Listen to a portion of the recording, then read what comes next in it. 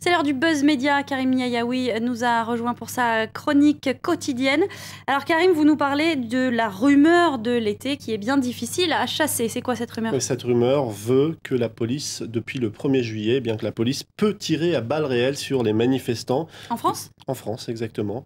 Une rumeur tenace, explique Le Monde. Elle serait née avec la mauvaise interprétation de 2 décrets qui sont parus au journal officiel. C'était le 1er juillet dernier. Alors le premier décret explique dans quelles conditions des armes, des fusils peuvent être utilisés pour le maintien de l'ordre. Le second décret revient sur le type d'armes qui peuvent être utilisées. En clair, ces textes précisent que les forces de l'ordre ne peuvent utiliser des armes à feu que dans des situations de légitime défense et aucunement pour tirer sur des manifestants. Ça a l'air assez clair comme ça. Ça a l'air très clair. Et pourtant, la rumeur enfle. Exactement, malgré les efforts de nombreux sites. Je vais vous montrer par exemple le site de Rue 89 qui a une rubrique qui s'appelle Le Démonte Rumeur. On va voir ça tout de suite. Le Démonte Rumeur, ils ont signé un article il y a quelques semaines pour expliquer que tout ceci justement n'était qu'une rumeur, mais pourtant ça n'a pas suffi. Alors Le Monde, le quotidien Le Monde aujourd'hui essaie de remonter un petit peu toute cette rumeur. Où a-t-elle vraiment commencé? Et on retrouve la trace de cette rumeur sur ce blog que l'on découvre. En fait, c'est un blog qui est hébergé par Mediapart, ce qui a fait croire à certains que c'était un article de presse, Mediapart, exactement. Ouais. Dès le 4 juillet, cette femme signait un billet manif, ils vont pouvoir nous tuer comme des lapins. Il y a un autre site. C'est pas une journaliste, cette dame. Ce n'est pas une journaliste. C'est une blogueuse. Exactement, et c'est des pages auxquelles on peut accéder gratuitement, contrairement à l'ensemble des articles de Mediapart. Et puis il y a aussi ce site internet qui s'appelle Wikistrike, qui rappelle un petit peu Wikileaks, qui lui aussi participe à répandre cette rumeur, où on nous explique ici avec un fusil à lunettes, depuis le 1er juillet, la police peut tirer à balles réelles sur des manifestants en France. Pourquoi une arme de guerre? Donc véritablement, ça a gonflé pendant plusieurs semaines. Après, ça s'est calmé. Et finalement, la rumeur est tellement tenace qu'elle revient de plus belle. Alors, je vais vous montrer par exemple une page internet.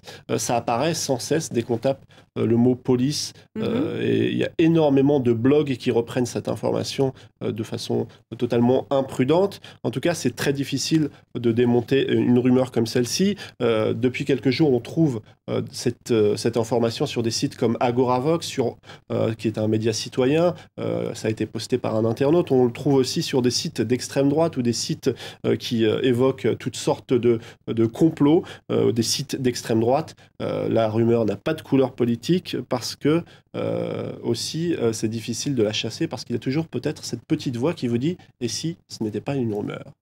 Oui, ça nous prouve aussi qu'il faut beaucoup se méfier de ce qu'on lit sur Internet. Exactement. Et notamment sur les blogs. On évoque maintenant Christine Lagarde et les suites de l'affaire Tapie. Alors, on en parle dans Mediapart, le vrai, cette fois. Le payant. Si vous avez un peu d'argent et que vous êtes abonné à Mediapart, vous avez probablement lu cet article. Mediapart a pris connaissance de la décision motivée rédigée le 4 août dernier par la Cour de justice de la République. Et pour Mediapart, ce texte motivé est accablant pour l'ancienne ministre de l'économie. On peut y lire que Christine Lagarde se serait impliquée personnellement dans un processus qui a conduit au paiement de sommes élevées à la charge des finances publiques. Également, on revient sur le choix de cet organisme public qui a été chargé de régler le plus rapidement le litige qui opposait Bernard Tapie et le Crédit Lyonnais. Eh bien, Mediapart souligne qu'à aucun moment on a demandé l'avis du Conseil d'État et que de nombreuses voix s'étaient élevées pour dire que ce n'était pas une bonne idée. Bon, puis je sais, Karim, que vous avez un énorme solde de RTT que vous allez bientôt pouvoir me donner. Formidable. Peut-être. Il y a pas mal de monde qui s'arrache mes RTT si je suis amené à les céder. En tout cas, une nouvelle forme de solidarité pourrait voir le jour, le don de RTT. Le site internet de l'Express explique que le don de RTT pourrait être encadré par la loi prochainement. Un député UMP a déposé une proposition de loi en ce sens qui autoriserait donc les salariés à faire don d'un ou plusieurs jours de son compte épargne temps, pardon. Moi, j'ai dit plusieurs RTT, Karim. On va Pas voir. Une, plusieurs RTT. On va voir. En fait, certains, ce qui est intéressant, c'est que certains l'ont déjà fait par le passé. Par exemple, des salariés d'une entreprise du Doubs qui s'appelle Fuji Autotech, les salariés ont offert 65 jours de RTT à une collègue afin qu'elle puisse rester au chevet de son mari. Il y a aussi Europe 1 qui raconte une histoire qui avait fait pas mal de bruit. Un salarié de Badois qui a pu accompagner son fils de 11 ans, Mathis, en phase terminale d'un cancer, grâce à ses collègues qui lui avaient offert 170 jours de RTT. Cette famille avait même mis en place un site internet pour que cette initiative soit relancée et que la loi puisse permettre aux salariés de donner des RTT. On se demande aussi pourquoi on ne peut pas prendre des congés dans ce genre de situation. Tout à fait. Payant. Merci beaucoup Karim, je suis désolée, on n'a pas le temps pour la fin de votre chronique. Vous la gardez sous le coude pour la prochaine fois. Merci beaucoup. Je réfléchis pour les RTT. Voilà. À suivre sur notre antenne, sur le net. Restez avec nous.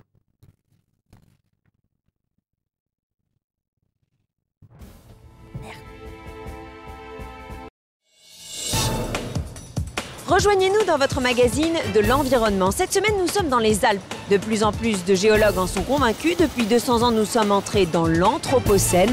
L'homme a gravé sa marque partout, dans les strates géologiques, mais aussi dans les calottes glaciaires. Environnement, samedi à 11h40, heure de Paris, sur France 24.